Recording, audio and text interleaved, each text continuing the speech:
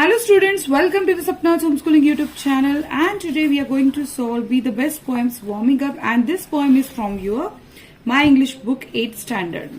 So let's start to solve this warming up. नमस्कार विद्यार्थ्यांनो, मी आहे सपना टीचर. आज आपण वॉर्मिंग अप सोडूया. तर वॉर्मिंग अप म्हणजे काय तुम्हाला माहितीच असेल की कुठल्याही गोष्टीची आधीची पूर्वतयारी म्हणजे आपला वॉर्मिंग अप आहे. जर एक्सरसाइज असतो, अभ्यास असतो, तसंच बी द बेस्ट पोएम समजून घेण्यासाठी आपल्याला ह्या वॉर्मिंग अप फार मदत करणार आहे. तर बी द बेस्ट म्हणजे काय? बी द बेस्ट म्हणजे आपल्याला जसं एखादी स्पर्धा असते, कुठली गोष्ट आपण करत असतो तेव्हा प्रत्येक जण आपल्याला सांगतो की अरे बी द बेस्ट, तू बेस्ट हो, कुठली पण गोष्ट तू चांगलीच कर, सर्वोत्तम, असा be the best. Chitchat. Chitchat म्हणजे काय? गप्पा मारायच्यात आपल्याला. वर्गात बसून तुम्ही गप्पा मारणारच आहात, पण आपण पण आधी इथे चिटचॅट करूयात. Have you got a prize in any competition? तुम्हाला कुठल्या स्पर्धेला कुठलं बक्षीस मिळालंय का? ज्यांना ज्या स्पर्धेला मिळालं असेल त्यांनी ते टाका. एक टिपिकल उत्तर इथं अपेक्षित नाहीये. मी स्वतः स्पोर्ट्स खेळायचे, मी स्वतः एक नॅशनल प्लेअर आहे, युनिव्हर्सिटी प्लेअर आहे, त्यामुळे मला माहिती आहे की कॉम्पिटिशनमध्ये प्राइज जिंकल्यावर काय वाटतं किंवा बक्षीस मिळाल्यावर काय. पण ज्यांना नाही मिळालं त्यांच्यासाठी पण मी उत्तर लिहिलंय. मिळालं असेल तर yes, I got a prize in sports, आणि नसेल मिळालं तर no, I didn't get a prize in any competition. इथं डिंट आहे, DIDN अपॉस्ट्रॉफी हा आहे T. Get a prize in any competition. Second आहे how did you feel at that time? तुम्हाला काय वाटलं होतं त्यावेळी? I was happy. जर ज्याला मिळालं असेल तो म्हणाल मी खूप आनंदी होतो, आणि ज्याला नसेल तर तो म्हणाल आय फेल्ट बॅड, मला वाईट वाटलं. थर्ड क्वेश्चन आहे have you ever failed in your efforts? तुम्ही कोणत्या एफर्ट्समध्ये कधी अयशस्वी झालात का? तर नसेल झाला तो म्हणेल no, I never failed in my efforts. आणि जो झाला असेल तो काय म्हणेल yes, I was trying to climb on a tree but unfortunately I fallen down. Question number 4 आहे do you think we should accept success as well as failure? तुम्हाला असं वाटतं का की यश आणि अपयश ह्या दोन्हींचा आपण स्वीकार केला पाहिजे? तर उत्तर yes, I think we should accept success as well as failure. मला तर पूर्ण वाटतं की यश आणि अपयश ह्या दोन्ही गोष्टी कशा असतात, ऊन सावलीसारख्या असतात, जे येतच राहतात. अपयश आल्याशिवाय आपल्याला यशाची किंमत कळत नाही, आणि यश मिळाल्यानंतर आपल्याला अपयशाचं दुःख पण विसरायला होतं. त्यामुळे यश आणि अपयश दोन्ही गोष्टी आपण स्वीकारल्याच पाहिजे.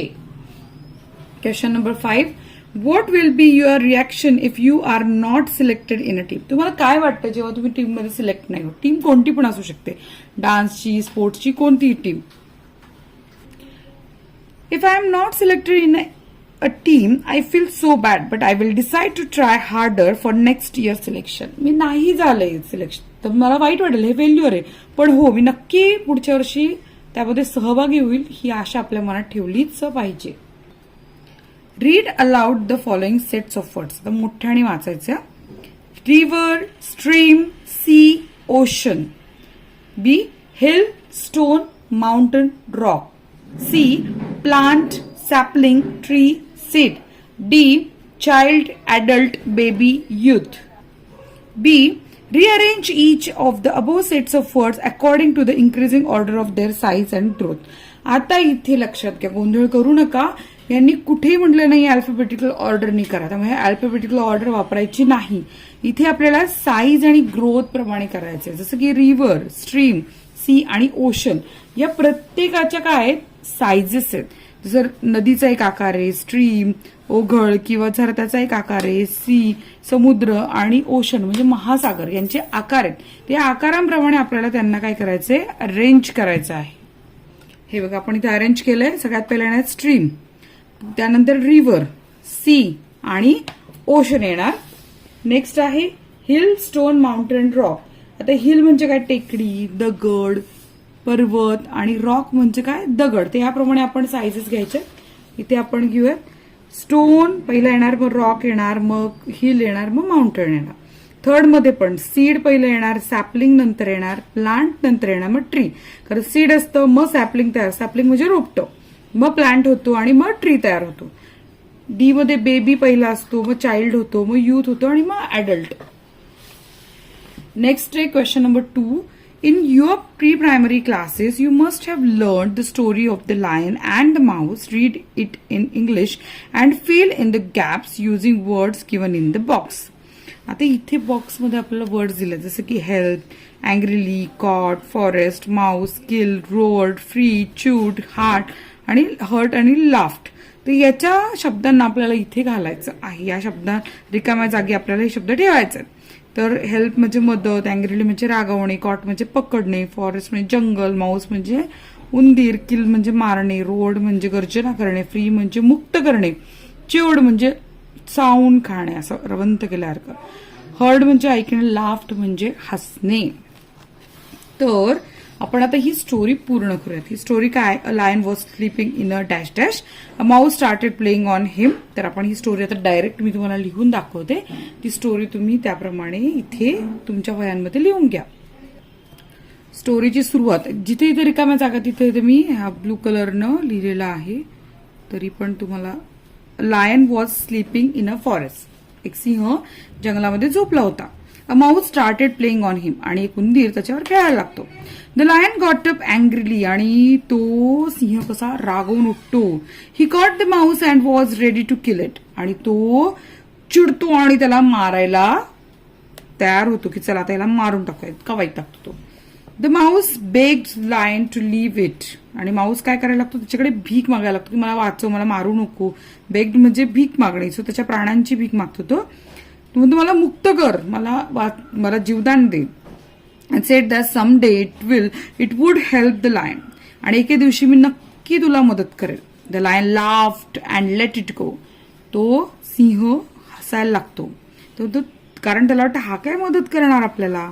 One day the lion was caught, आणि एके दिवशी तो सिंह पकडला जातो. In a net set up by hunters, आणि जे शिकारी असतात त्यांनी टाकलेल्या जाळ्यामध्ये तो सिंह अडकतो. ही रोड, आणि तो गर्जना करतो. ही रोड लाऊडली, तो खूप जोरजोरात गर्जना करतो. As he try too hard to escape. Escape म्हणजे काय? मुक्त होणे, पळून जाणे, फरार होणे. तो स्वतःची मुक्तता करून घेण्यासाठी जीवाच्या आकांताने काय करतोय? प्रयत्न करतोय. द माऊस हर्ड, आणि त्या उंदराने त्याचा आवाज ऐकला. द लायन अँड केम, मग तो काय करतो? Lion and came it chewed up the net with its sharp cheat, आणि तो काय करतो? माऊस त्याच्या टोकदार दातांनी ते जे जाळं होतं ते तोडतो. Chewed set the lion free, आणि त्या सिंहाला मुक्त करतो. मॉरल ऑफ द स्टोरी काय याची? मर्सी ब्रिंग्स इट रिवॉर्ड, म्हणजे आपण जर कोणाला दया केली तर आपल्याला नक्की त्याचं पारितोषिक मिळतं. आणि सेकंड आहे, there is no being so small that it can not help a greater, आणि या जगामध्ये असं कोणी छोटं नाही की जे आपल्याला मदत करू शकणार नाहीये. ही गोष्ट तुम्हाला यासाठी दिलेली आहे की तुम्ही प्रत्येक व्यक्तीची मदत करण्याची कधी संधी मिळाली तर ती घ्या, म्हणजे तुम्हालाच त्याचा परत फायदा होणार आहे. मग कशी वाटली ही गोष्ट? आवडली का तुम्हाला? तुम्ही ऐकली असेल अनेकदा, पण आपल्याला ती लिहिता यायला पाहिजे. आणि जर तुम्हाला कुणी म्हटलं की दाखव मला बोलून ही गोष्ट न बघता, तर तुम्हाला ती बोलता पण यायला पाहिजे. या गोष्टीचं वैशिष्ट्य म्हणजे या गोष्टीमध्ये सगळीकडे पास्ट टेन्स वापरला होता, म्हणजे भूतकाळी रूप होती सगळी क्रियापदांची. तुम्ही जर बारकाईने बघितलं तर तुमच्या लक्षात येईल की इथे तुम्हाला स्टार्टेड, ईडी प्रत्यय असली, कॉट, सगळी भूतकाळी रूपं तुम्हाला इथे दिसत आहेत. आणि ती फार महत्वाची आहे एखाद्या स्टोरी लिहिण्यासाठी, कारण ही स्टोरी भूतकाळात घडून गेलेली, आणि भूतकाळात घडून गेलेल्या घटनांसाठी आपल्याला क्रियापदाचं दुसरं रूप वापरायला लागतं, म्हणजे भूतकाळी रूप वापरावं लागतं. तर आपण आता ही स्टोरी इथं संपवली आहे, आणि वॉर्मिंग अपचे सगळे प्रश्न आपण सोडवलेत.